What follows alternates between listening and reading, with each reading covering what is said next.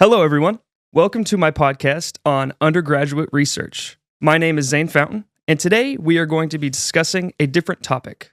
In a world where scientific breakthroughs have become common and people are winning prestigious awards for their discoveries, we're going to discuss what happens when research does not go the way you'd hoped.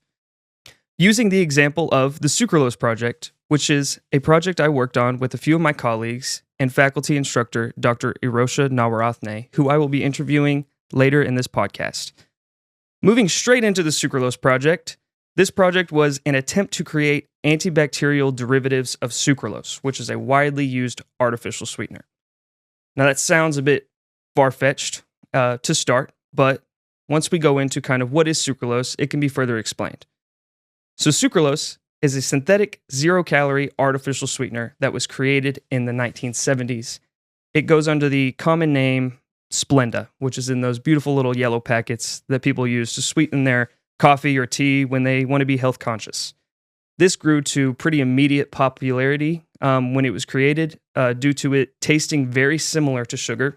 Unlike a lot of these artificial sweeteners, it's 600 times sweeter than regular sugar, so you only need a small amount of it to be effective, and the body does not metabolize it, so it does not add any calories. So your body's not breaking it down into smaller things to absorb. So there's no added calories, no added fat, or anything like that. This is commonly used in things like canned fruit, like your fruit cocktails, as well as packaged fruit, like your applesauces. Bread, this is usually bread that's labeled as whole wheat or whole grain, non-fat yogurts, and many drinks, commonly labeled as diet or zero sugar. This is so widely used in these industries because it has a lot of things that other artificial sweeteners don't have, a lot of properties, including being heat stable and pH stable. It's heat stability, where a lot of our artificial sweeteners will kind of break down and fall apart under high heats. It is able to withstand those high heats, so it's good for things like baking bread, or just any baking in general. It is pH stable, meaning that it can handle really acidic or basic conditions. So those carbonated beverages like your Cokes or your Mountain Dews, those are actually very acidic due to all the carbonation in them, where a lot of artificial sweeteners would kind of break down with that acidity. Sucralose is pH stable, so it can handle that and being in those diet drinks. And it is long lasting. It doesn't have a shelf life where a lot of things do. Sucralose can be used for extended periods of time. This sweetener has been approved as safe in over 60 countries and has widely been considered one of the safer artificial sweeteners on the market. However, there have been recent studies into its environmental and biological impact, showing that sucralose can also do things you might not expect. It was found to inhibit bacterial growth in the environment and in the human gut. So it's stopping these bacteria from growing and multiplying. While there's no question how sucralose gets in the human gut, you might be confused on how it's getting into the environment, where you need to ask yourself, if sucralose isn't being broken down when you eat it, where's it going? What happens is it's excreted completely unchanged. It exits the exact same way as it enters your body. And after this, it enters wastewater, where it can go to natural ecosystems and accumulate in lakes, rivers, and soil, where unlike sugar, which bacteria absolutely love and can be easily broken down as food for them, it can be detrimental for good bacterial communities. Now, good bacterial communities might not sound right. It might sound a little far-fetched, but these good bacterial communities in our waters and in our soil are essential for making vital nutrients available to plants and other organisms by decomposing organic matter, which is going to be your excrement or dead animals, and converting them into elements like carbon, nitrogen, and phosphorus, which can be absorbed by many life forms and be very useful in their growth and multiplication. Studies also found that sucralose can decrease your gut microbiome diversity. So your gut microbiome is essentially just all of the bacteria that's in your gut. And you want it to be diverse because a diverse gut microbiome can help regulate your immune system. If you have bacteria in your body constantly, your immune system is always alert, so it's never surprised.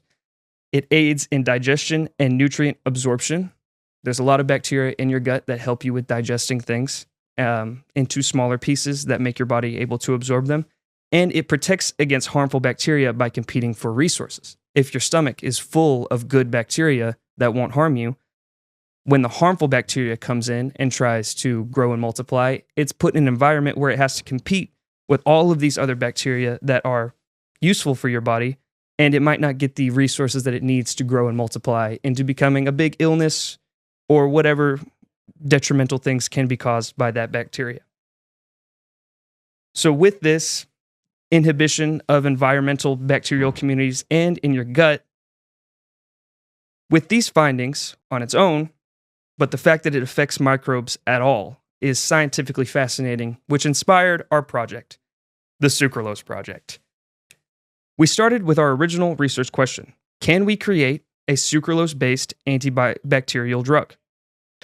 Dr. Arocha's lab has been commonly working with antibacterials in synthesizing these drugs and making changes to these drugs. So she has a good basis in what works and what doesn't work. So we kind of knew what groups or atoms that we needed to add to sucralose to make it an effective antibacterial, or at least to attempt to make it an effective antibacterial. Sodium azide was the original molecule that we wanted to add. It had been seen to be effective in a lot of Dr. Arocha's earlier research, so we decided that we'd try that first and see what it can do. So we set up these reactions at different temperatures with different ratios of compounds. So different ratios of sodium azide to sucralose at temperatures ranging from like room temperature, maybe one at 50 degrees, and then maybe one at 80 degrees, all in Celsius, of course. Once these reactions were completed and we had our hopefully synthesized molecules, we examined them with two different methods. The first one being TLC, or thin layer chromatography. I won't go too far into the mechanism of how this all works, but under TLC, you are able to examine the physical properties of your molecules. So we dot a little bit of all of them on a plate, and we see how they move within that plate to decide what's similar, what's dissimilar, what's the same, what's changed from our original molecule to the one we've synthesized. In terms of the movement, we weren't able to find much difference, but we did see difference in how they shined under UV light, where sucralose does not absorb UV light, but azide does. In a lot of our synthesized compounds, we were able to see a shine under UV light where that azide was absorbing it. So we knew something was there that was different from the original sucralose molecule, and we had possibly successfully added an azide molecule, but you can't make reliable conclusions based on just TLC. So we also used a method called mass spectroscopy. Mass spectroscopy is a little more complicated, but it can be explained as essentially just looking at the mass of what we've synthesized and comparing that to the mass of what we started with. We knew what we wanted to synthesize, so we could compare what we actually synthesized to the molecular weight of what we wanted to decide whether or not we had gotten the right thing using this mass spec analysis. So we got back a paper full of graphs with peaks at various different molecular masses. And we used these different molecular masses to compare to what we wanted to make. And we studied these graphs to death. We looked for anything that could point towards the creation of what we wanted, which was that sucralose molecule with an azide group from that sodium azide. Ultimately, we were unable to find anything. After a lot of trying different methods of synthesis, changing the reaction conditions, different temperatures, we even tried to use something besides sodium azide, but we were ultimately unable to find any results on mass spectroscopy, which could even lead us into deciding to continue to purify and test the compounds that we had synthesized, because you can't really do that if you don't know what you have. So after a lot of thought and a lot of disappointment, our team ultimately decided to drop the project. However, before we decided to do that, our advisor told us that we should present it at our school's yearly research conference, SCARF. We were skeptical at first. considering we hadn't really done any breakthrough research, we didn't think that what we had was really worth anything or anybody would find it interesting enough for it to go anywhere or win anything at SCARF. But we ended up actually getting second place. This was shocking to us at first, but our advisor further explained to us that breakthroughs cannot happen without the struggles of others. And unfortunately, in this case, we were others. Unsuccessful outcomes can still be scientifically valuable because people need to know what has been tried before and what was unsuccessful and successful, which we were able to give a very good overview of what we tried and what was unsuccessful. So our research project can contribute to future research, such as synthesis attempts or the refinement of some of our techniques, and our project can contribute a lot to future research, even with mostly negative results. This topic will be further explored in our interview portion with Dr. Arosha. Please welcome Dr. Arosha to this podcast to answer some questions that we have about our project.